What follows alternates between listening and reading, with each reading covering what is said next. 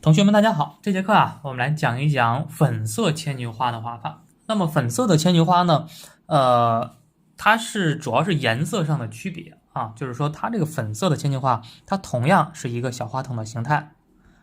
哎，我们来看一下，同样呢是一个小花筒的形态啊。这儿的话呢，哎，像小喇叭形状一样，对吧？哎，同理，它的一个结构，我们再来分析它一下，它也是一样的。中间啊，这儿是一个花瓣，这边的话呢是一个花瓣，这边呀也是一个花瓣，三个花瓣比较大，这边的话呢是被藏起来了，两个小的花瓣，两个侧面的花瓣露出来比较少，对不对？那同样的，基本上的牵牛花形态是没变化的啊，基本的形态是没变化的。那么这个粉色的牵牛花呢，因为它们的一些品种不同，会导致一些差异性。那比方说呢，你像这个牵牛花，我们来看一下，它的一个小花托，实际上呢，它没那么太尖了，它的花托反而稍微的圆润了一些，对吗？稍微的圆润了一点。当然，这个并不是它的特别明显的一个特征，所以说我们在画的时候呢，这个花托呀，可以画的胖嘟嘟一点，也可以呢，还像我们之前讲的一些啊，画的稍微尖一点也是可以的，因为毕竟的话呢，它这儿也确实是有一个小尖的，所以说呢，我们可以艺术化的加工。如果说画成胖的，它不好看，我们可以呢把它画的再瘦一点，都是可以的。但是今天啊，我找的这个品种啊，今天我给大家画的这个牵牛花的品种呢，它是有一定的不同的。它有什么样的不同呢？叶子不同，它这个叶子啊，这种牵牛花的叶子啊，这种品种的叶子非常具有特点性。这儿的话呢是一个长长的，它也是三裂的，它也是三裂的。这儿是一个长长的这样一个小叶尖，这边的话呢，两个什么样的？两个比较小的小叶尖，对不对？啊，好像一个小宝剑一样，是吗？这儿如果说再加上一个小柄啊，像不像一个小宝剑一样？非常尖啊，非常给人一种力量感。那这个是它的一个花的一个结构特征啊，这个品种的一个结构特征。那么我们在画的时候呢，是可以把它画出来的，对吧？看这儿也是一样，看尖尖的一个，这是它的特征。我们画的时候可以把它这个特点画出来。根据不同的品种，我们可以啊画出好多幅不同的牵牛花作品。啊，粉色的牵牛花，当然啊，它也有一些其他的一些叶子的一些特点啊。我们这节课就教大家如何画这种牵牛花。好，那么我们知道了它的结构特点之后啊，要分开去练，叶子要分开练一练啊，花呢我们也要分开练一练。那接下来呢，我教大家如何调色。好，那么这种粉色的牵牛花呢，我们其实在调色的过程中呢，粉色呀，就是白加红，就能调成一个粉色，因为国画颜料当中它没粉色的，所以说呢，我们用两个颜色，一个太白颜色，然后呢再加一个曙红颜色，或者是呢你加牡丹红也是没问题的，两个颜色挤出来啊就可以了。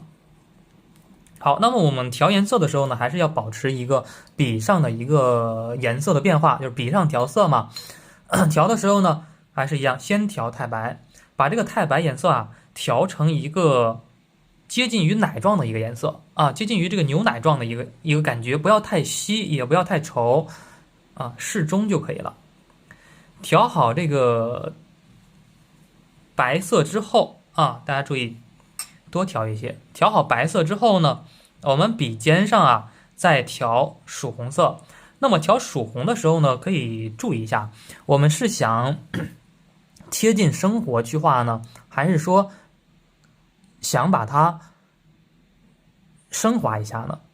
因为这个粉色其实是非常浅的啊，非常淡的。这个粉色之所以好看，我们来看一下，之所以我们看着这朵花非常好看，它是有背景存在的。啊，它不是干巴巴的一个粉色。如果说把这些背景涂成白色的，对不对？啊，如果说把这些背景啊，我们把它画成白色的，那么大家觉得这朵花还好看吗？大家觉得这朵花还生动吗？是不是没有那么太生动了呀？之所以觉得这朵花好看，是因为有什么呀？是因为有一个黑的背景色，对吧？因为有一个黑的背景色，所以说才显得这朵花非常的鲜艳，非常的漂亮。那么我们在画的过程中啊，有时候我们需要写生啊，我们要记住一点，不是对着原作去照抄，而是说呢，要源于生活，还要高于生活。那这种情况下，我们在白的宣纸上，我们可以把这个粉色呀调的稍微重一点，让它调成一个稍微重一点的粉色。那么红颜色呢，调的呀适当多一点。再有要记住一个规律啊，我们国画颜料啊以及这个墨色呢，它都有一个大的规律，就是说干了之后会变浅。所以说呢，我们在调的颜色的时候啊，红色稍微让它多一点啊，整体让它发红一些，出来的效果呢会更加生动。那我们开始画它，画的时候呢，我们先练这个粉色的花，大家可以跟着我啊一起来练。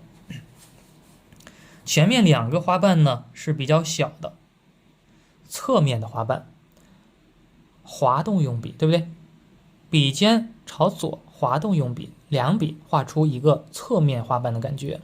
那么背面3个花瓣呢，画的时候啊，要侧锋行笔按下去，轻轻这样往右一错，然后呢往下滑动按下去，轻轻往右一错啊，轻轻往下把它按下去。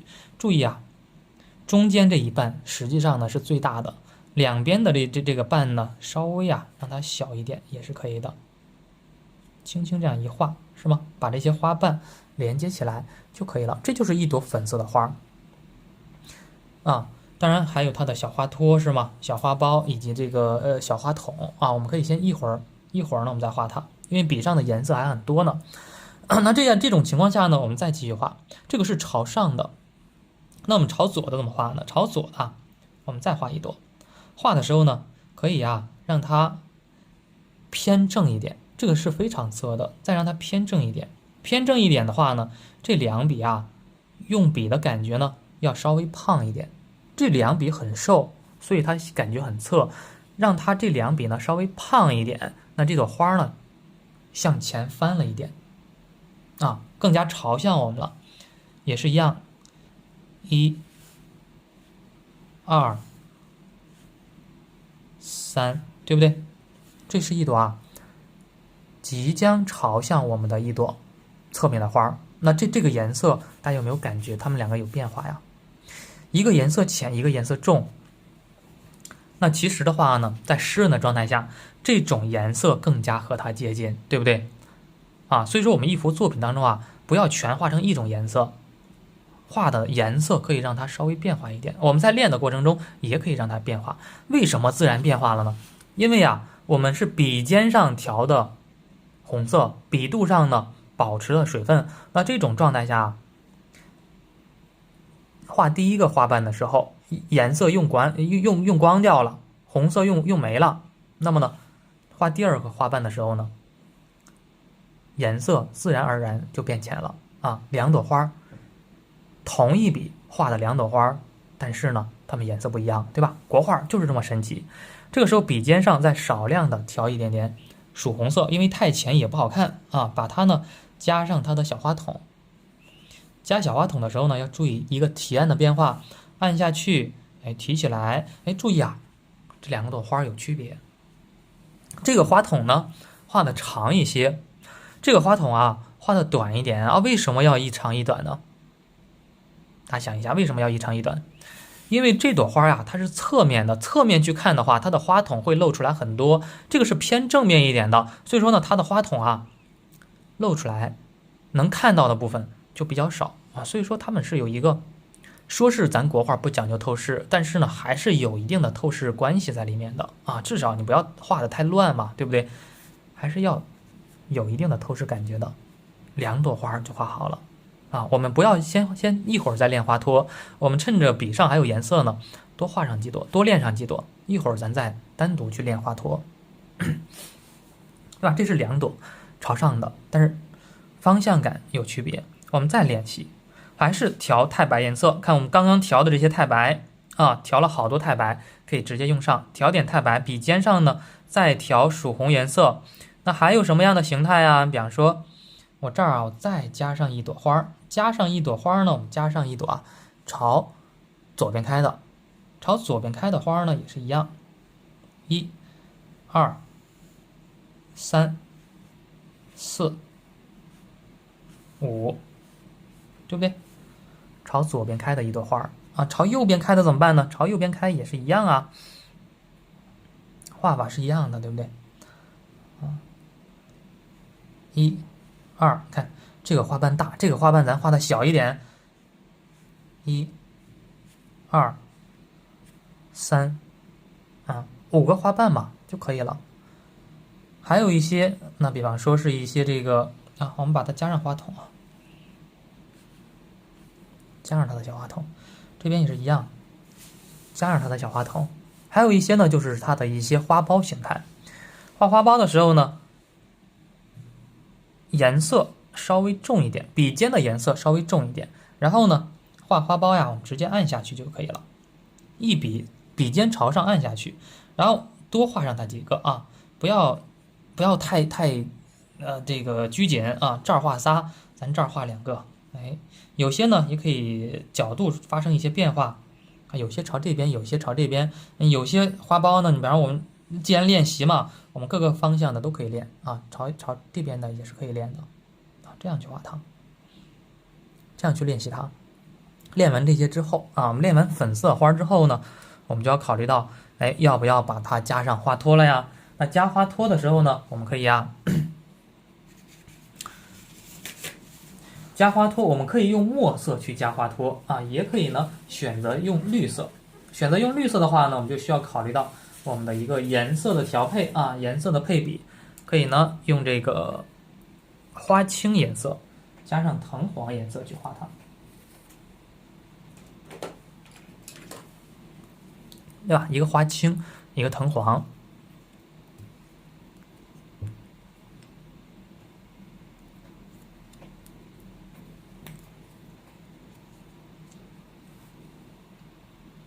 好，把花青和藤黄我们调到盘子当中，再找一根啊小号的毛笔，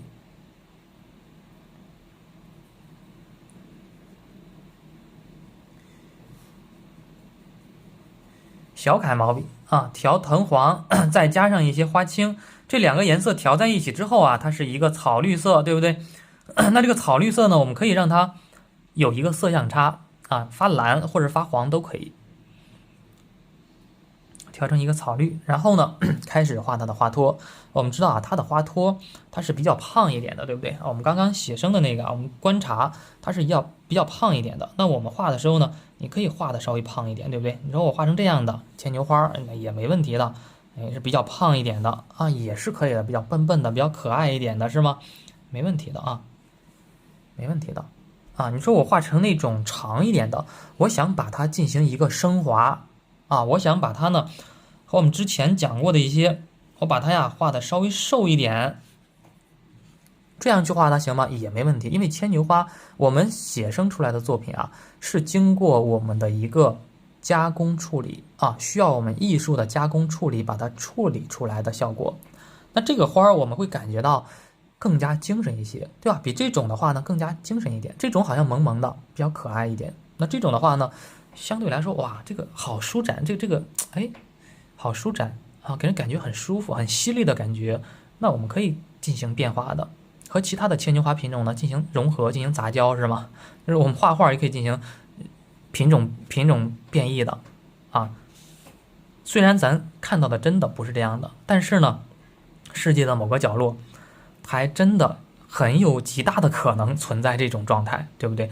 所以说我们画画啊，画的呢说是在写生，但是啊要记住一点，不是对着照片去照抄，而是说呢把美的东西留下，把不美的东西呢可以进行变化啊。我们继续往下画，这些花托我们都知道啊，2到3个花托就可以了。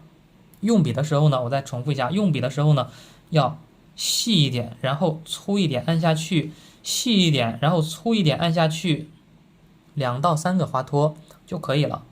再加上它的小藤蔓，这种小花苞，大家一定要注意啊！我再强调一下，小花苞的画法呢，不要紧贴着它画，而是呢要离有一段的距离，要和我们画的颜色呀，要空出一段小空白的距离，这样出来的效果呢，它才是最生动的。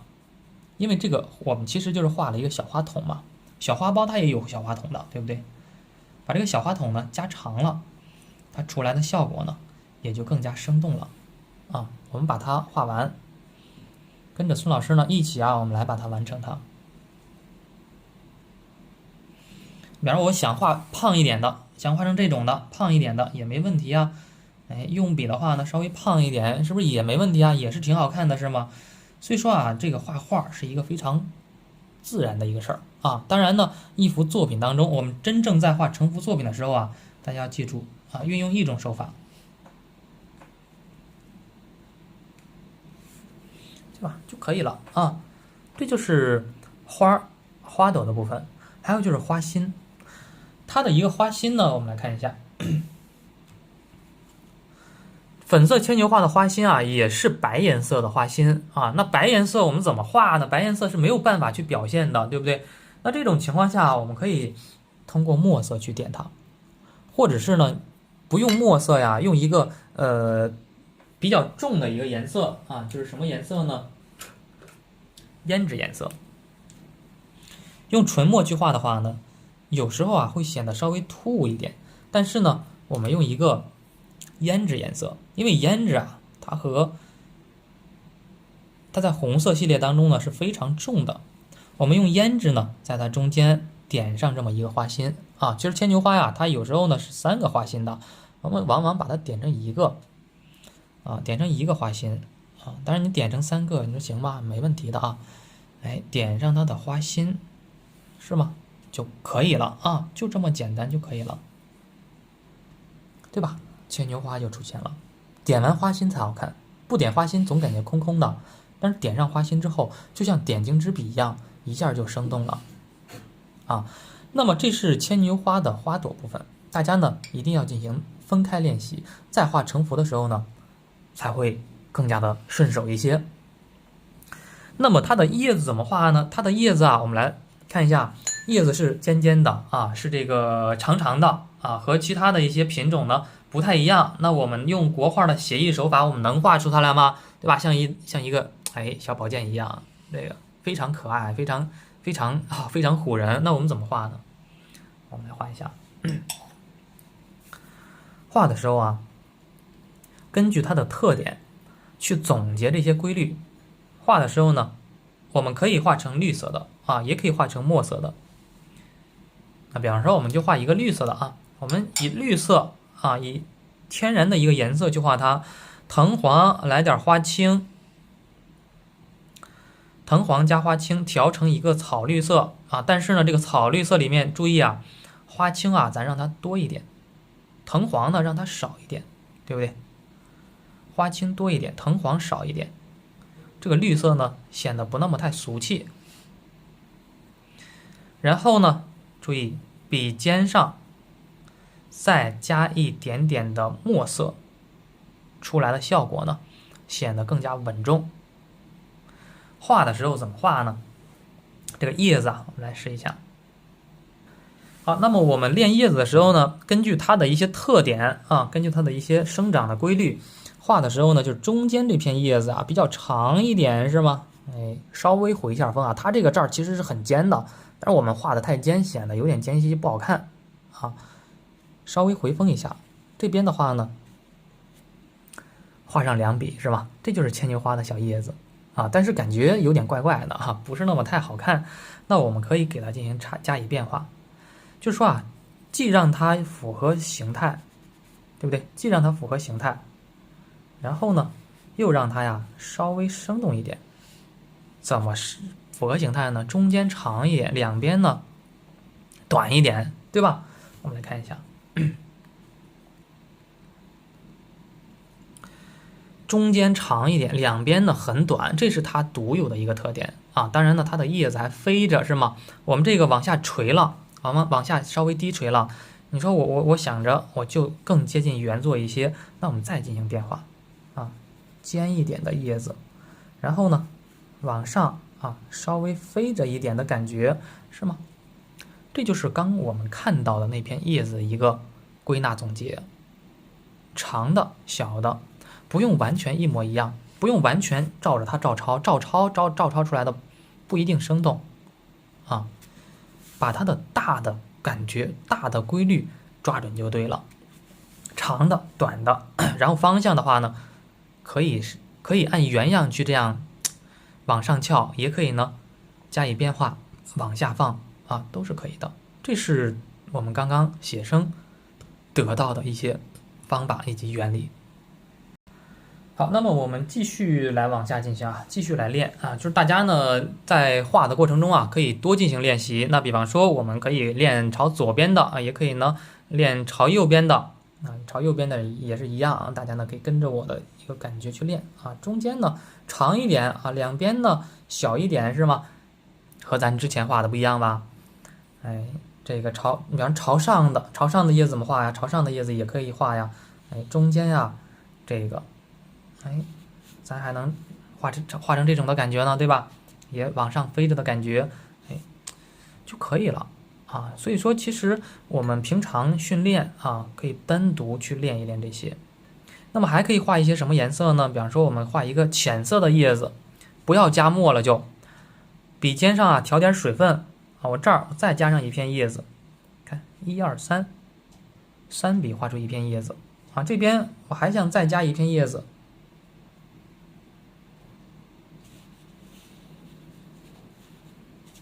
是吗？三笔画出一片叶子，但是大家注意啊，我画叶子的时候，大家有没有感受到这儿有一个 U 字形的结构啊？我虽然没说，因为我们之前经常说这个问题，这儿有一个 U 字形的结构，一定要注意，要空出来，对不对？要留出空白才可以的啊，要留出一个小空白，那么这个叶子才生动。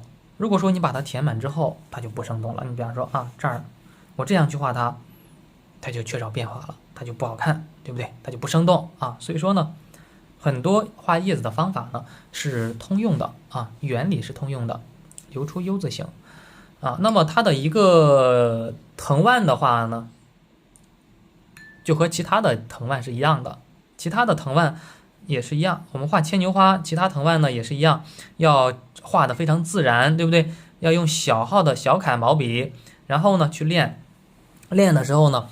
不是在画线条，不是在画藤蔓，而是在练线条。线条的话呢，要注意有粗的线条，对不对？哎，有细的线条。线条的目的是为了什么呀？是为了把这些叶子连接起来。你看我们单独练的这些叶子，我们怎么练线条啊？就把它连起来。看，从这儿啊，从纸外面长出去，你不要凭空长啊，你不要从这儿长出一个枝儿，那从哪儿长的呀？啊，从这个纸外面长出这样一个枝儿。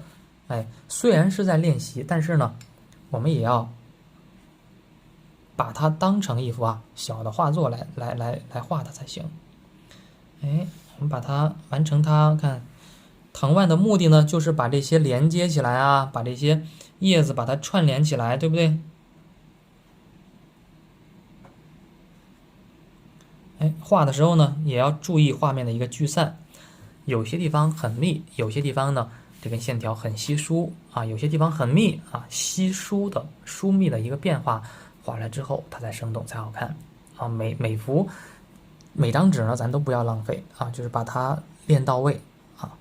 然后呢，再加上一些叶脉，加叶脉的话呢，你像这种牵牛花的叶子啊，叶脉啊，我们可以加上就简单的加上它的主叶脉，对不对啊？就可以了，因为它叶子比较瘦嘛。只加上主叶脉就可以了。当然，你说我还想加小叶脉，能加吗？没问题啊。就是这个，我给大家讲的是一个通用的一个法则。你加上小叶脉，对吧？你加上2笔小叶脉也没问题，也挺好看的呀，对吧？所以说学画画，大家要记住，老师讲的呢是一个大的规律，那么一些小的规律啊，一些不一样的审美呢。大家也是可以存在的啊，也是可以有的。这样的话，艺术嘛才能百花齐放。好，这个就是画叶子的一些规律啊，一些练习方法。那么我接下来呢，我们就来教大家画一幅完整的牵牛花，完整的这种品种的牵牛花，好不好？我们可以再换一张宣纸啊，35×35厘米就可以了。好，那接下来呢，我们就开始成幅作品的一个示范了。大家呢可以把这个原理把这个方法一定要记牢。好，那接下来呢，我们就画一个绿色的叶子吧。藤黄加花青藤黄没有了，我们再挤一些，调成一个草绿色。那么之后呢，笔尖上我们多调一些，笔尖上可以少量的调一点点的墨色。注意笔尖上少量调点墨色，然后呢就开始画它叶子。它的叶子呢，我们今天讲的这个比较尖是吧？中间这个比较尖，画的时候呢，把它特点抓准。这个是一个比较尖的叶子，这边呢2个比较小的叶子是吗？这就是一个牵牛花的叶子。那么这是一个主要的叶子我们一会儿呢要画花，这边我们再画上一个叶子。就是不要让它太孤单嘛，一片叶子总感觉孤零零的，一片重色的。我们这儿呢再加一片，这片叶子的话呢，我们可以稍微的让它有一定倾斜角度，比方说让它朝下吧。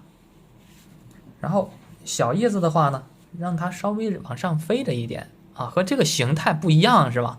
都有 U 字形，但是形态这个用笔的方向稍微朝上了一点，这2笔呢稍微朝下让它产生变化。那我们继续呢，笔尖上调水分可以调点藤黄，笔尖上调点水分，调一个淡淡的绿色，不要那么浓的一个绿色了，调一个浅色的，再画一片叶子。中间一个长的，两边的话呢，2笔短一点的叶子这边我还想再加一片也发黄一点的，怎么办呢？笔尖上再调水分，画的时候也是一样，看1笔长的，2笔稍微短一点的就可以了，对不对？方向感要产生变化呀。这是朝这儿的，这是朝这儿的，这个是叶子朝这儿，这个叶子朝这边。那么再画一片叶子，这边2片叶子，这边呢咱就不要让它2片，咱要让它产生一定的变化。我们可以画3片，笔尖上再继续调水分。那这个状态呢，我们画出来的叶子大家看一下，它就更加的浅了，更加的淡了，对吗？深的、浅的、深浅的一个层次的变化出来，效果呢它就生动。好，画好以上这些之后比方说我这儿我还想再加一片没问题，是吧？加一片小一点的叶子加一片小一点的叶子。好，加好叶子之后呢，接下来我们就开始画出它的牵牛花了。牵牛花呢是粉色的，把我们这个盘子拿过来，还是先调太白，把太白呢调成一个奶状的形状奶状的一个状态。然后呢，调好颜色之后笔尖上注意笔尖上调曙红颜色笔尖上调曙红，然后呢就开始画它的花朵了。画花朵的时候呢，要注意这边的叶子比较多，那么我们呢画的时候画的花儿可以少一点是吗？我们一边画一边分析结构，1笔、2笔、3笔4笔、5笔一朵牵牛花，对不对？那么我们这边再来一朵，这朵是朝上的，旁边这一朵呢，我们就可以让它稍微的朝左上方一些。画的时候呢，角度发生变化，不要再调颜色了，注意不用再重新调颜色，笔上的颜色已经变淡了，没关系。1笔、2笔、3笔、4笔、5笔，对不对？没关系的，一个深的，一个浅的，这样才好看，这样才生动的。这边是2朵，那么我们旁边的话呢，我们要不要这儿再加上一些呢？我们这儿我就画的比较少一点，叶子比较多，我花就画的少一点。然后我这边叶子比较少，然后我这边呢，我想加花加的多一些，让它产生一个反向的这样一个对比画的时候呢，看1、2、3、4、5、5，对不对啊？这儿是一朵花，感觉颜色有点浅，怎么办呀？笔尖上咱多调点曙红颜色，让这个颜色啊稍微重一些。这边呢，我再画上一朵花，看画的时候呢，1、2，啊，这两笔啊，我让它刻意胖了一些，没那么太瘦。这朵花呢是往前稍微翻着一点的感觉。1、2、3，是吗？啊，5笔画出一片。这边啊，我还是感觉啊不够啊，让它更加密集一些，怎么办呢？看1、2、3、4、5就可以了，对吧？5朵花嘛，这边3朵，这边2朵，也符合一个聚散的变化。那接下来呢，就开始画它的小花筒了呀。哎，小花筒这样一夹，这个小花筒呢也一夹，注意花筒的一个方向感啊。那它们不是一样的朝向，它们是有一定的变化的这个朝向啊。有些花筒朝左，有些花筒朝右，对不对？画好这些之后呢，接着画它的花苞啊。画花苞也是一样，花少的地方呢，我们花苞也比较少，哎，就画上这么2个就可以了。这边的话呢，花比较多，那么花苞的话呢，我们也可以画的稍微多一些啊，1个、2个、3个、4个、5个，是吗？哎，花苞咱也画的多一些，让它产生这种变化感。哎，包括呢，你比方说我这儿，我还觉得呀，我觉得哎这边呀怎么办呢？这边啊有点少，我再加上那么2、3朵，是吧？再加上2、3个小花苞也是可以的。画面呢就形成3个式啊，这边中间的一组，这边很小的一组，这边呢很大的一组，产生了一个层次的变化啊，画面呢也就更加生动了。接下来我们继续调整画面，画什么呢？画出它的花托啊，以及呢画出它的一个花蕊啊。我们可以先画花托也行啊，或者先画花蕊。比方我们先把它花蕊点上吧，调一个浓浓的胭脂颜色。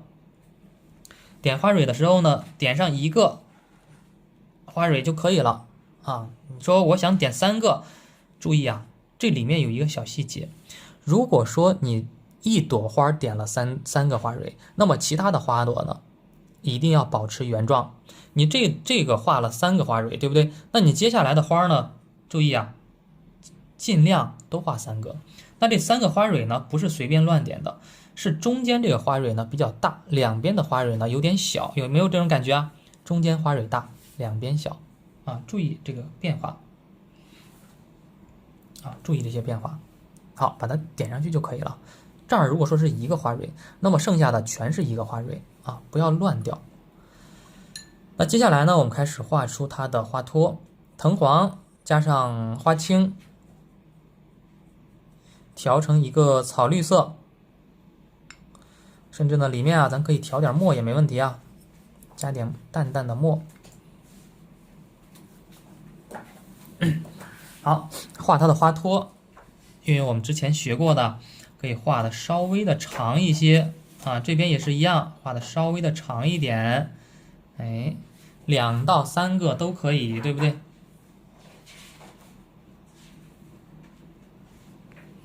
注意这些啊，注意啊，这些花托、花苞的地方，花托，反复强调这一点啊，不要怎么样，不要画的很贴近它，要有一段的距离。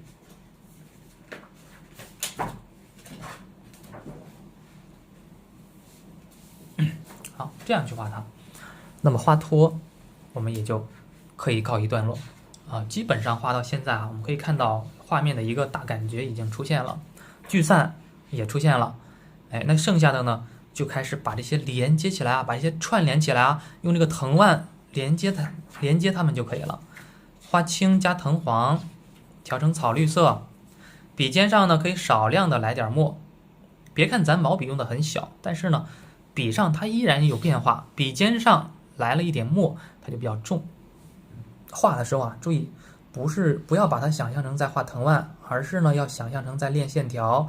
这些线条呢有粗有细啊，粗细的变化呢是主要的这根藤蔓粗一点那一些不重要的一些藤蔓呢，让它呀稍微细一点。看，主要的这根藤蔓是比较粗一点的。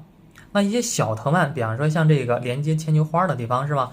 这些牵牛花呀，可以适当的让它细一点，啊，看似很随意，实际上呢，它又是有规律性的啊，它又是很强的规律性的呀。包括这些小线条，大家有没有一种感受？粗细的变化，这个粗。这些线条都比较细啊，这个是这些啊，都是我们的一些不传之秘是吗？是没有讲过这些的吧？啊，都是一些不传之秘。后期加的这些，咱尽量啊，都加的细一点。最开始画的呢粗一点，后来加的这些啊，普遍的都细一点啊。这个是绘画的一个小技巧。更容易画出这种变化。那么旁边这些我们继续加它，就是把这些连接到这个藤蔓上面就可以了。当然有些的话呢，你像有些啊，这个牵牛花它还连接在一起的，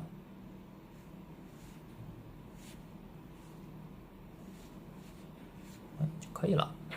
想怎么加怎么加。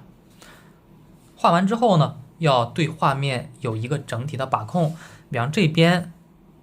牵牛花的藤蔓尽量让它变得更加密集，这边的话呢，藤蔓要尽量让它保持稀疏的状态。那这儿感觉一根藤蔓，如果说感觉一根藤蔓太单调，那么呢，可以在这儿加上一根细藤蔓。注意啊，这个细藤蔓很讲究的，加上一根细藤蔓就可以了，一定不要加粗的，加粗的2根就不好看了，就打架了，是吗？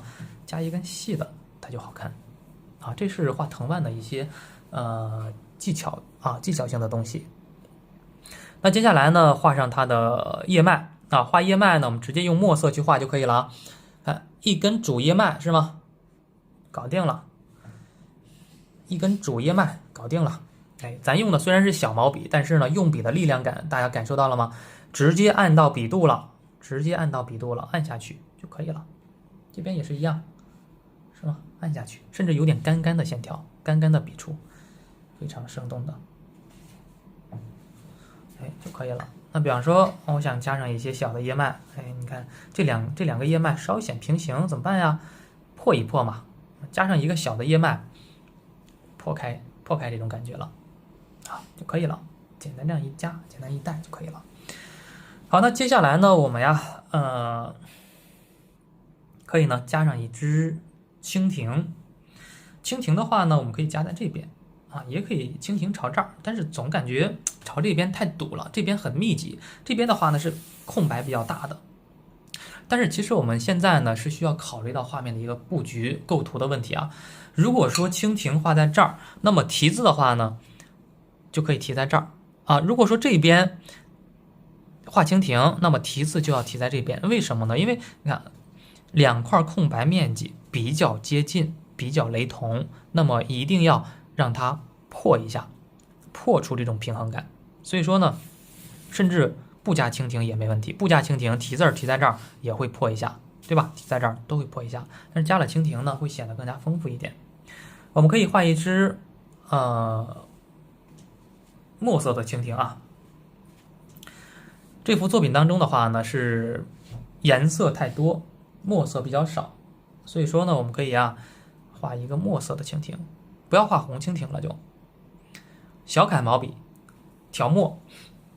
蜻蜓的话呢，对于我们刚学的话呢，会有点难，但是呢，大家可以先练一练，跟着节奏先感受一下笔墨的一些语言特点。先画上2只大大的眼睛，大大的复眼，像一个鸡蛋形状一样其实这个形状就特别像一个小鸡蛋，是吧？然后呢，接下来才是关键之点。这边的话呢，不要再画鸡蛋了这边我们看一下这边的话呢是这样画的，它是有一个转过去的一个感觉，这眼睛它转过去了，是吗？它不要把它连上这儿要凹进去一点，仔细观察它一下这是蜻蜓眼睛，因为它是鼓鼓的感觉嘛，2个眼睛鼓起来的，所以说呢要这样去画它。然后还有就是它口气的话呢，画1条线、2条线、3条线，然后呢画上一个小竖线就可以了啊。大家可以先看一下，我们后期的话呢都会有讲到单独蜻蜓的画法的。这边的话呢，画上它2个小背部啊，前面一个小背部，后面一个小背部，比较圆鼓鼓的啊，看，把它画的圆鼓鼓一点。接下来呢，就开始画它的腹部。腹部的话呢，用笔要注意，从后往前带它，按下去提起来，按下去提起来，按下去提起来，按下去提起来，按下去提起来，不断是按提的变化，再加上它的小尾巴。好就可以了。大概呢画上这么1、2、3、4、5啊，5、6个就可以了。它的真实的节数呢要更多，但是我们画写意画，不需要把它真的就画成那么多啊，以少胜多嘛，意思到了就可以了。前面长，后面的话呢是越来越短的一个状态。好，画好它的身体之后，我们可以呢调一个赭石颜色。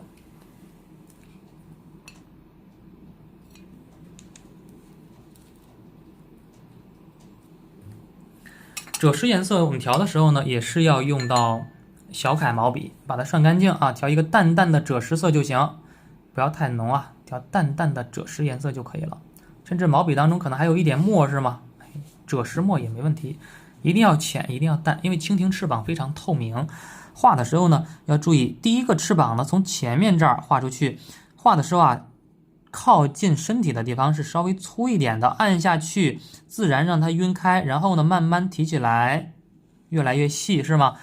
这边也是一样，你从这儿往后面去提，感觉有点别扭啊。我们呢可以从这儿先找一个角度啊，提起来，慢慢的呢让它按下去，甚至可以用一些蘸笔的方法，颤笔的方法，颤抖它一下，是吗？出来效果啊，它更生动。前面2个翅膀啊比较细，比较长，后面的2个翅膀呢，它是比较胖啊，但是呢稍微短一点点的，看。轻轻的颤动它，是吗？轻轻颤动它，轻轻颤动完之后啊，翅膀上甚至出现一些水纹的效果，是非常的漂亮的。注意水分要稍微大一点啊，水分太少了它就没干掉了啊。这边也是一样，看，按下去粗一点是吗？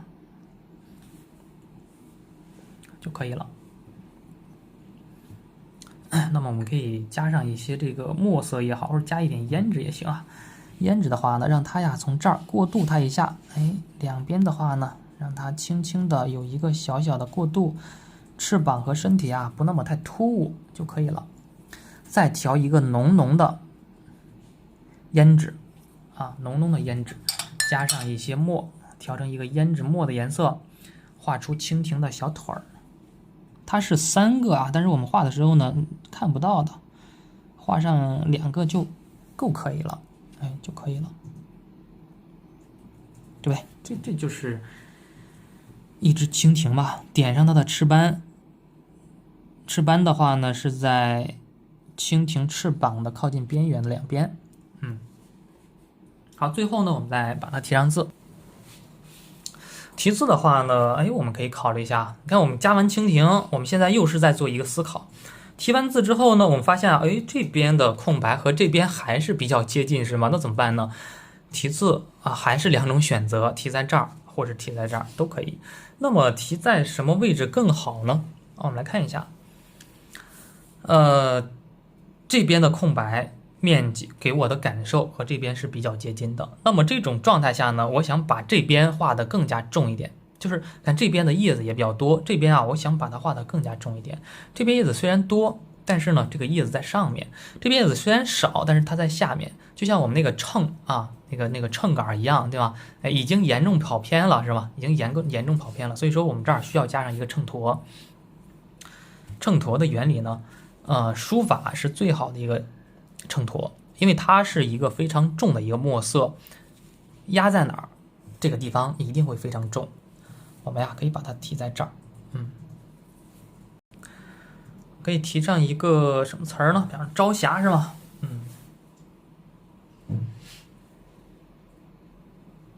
题字的话呢，我们可以提在这边啊。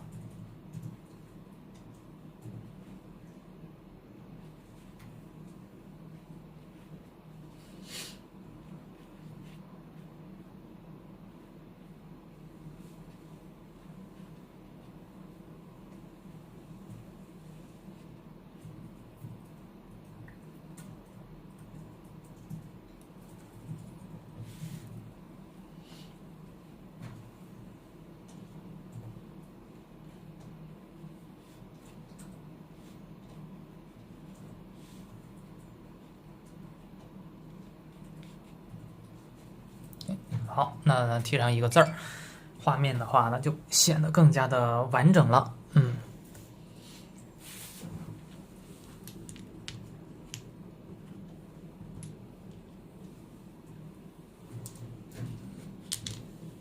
最后呢，再落上我们的一个印章。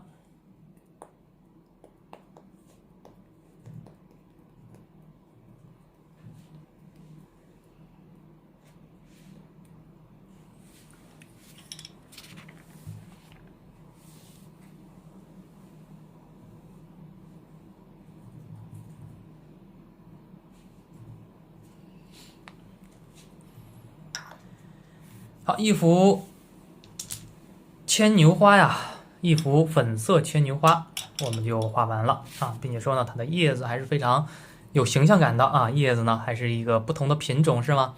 哎，好，我们这节课呀就讲到这里。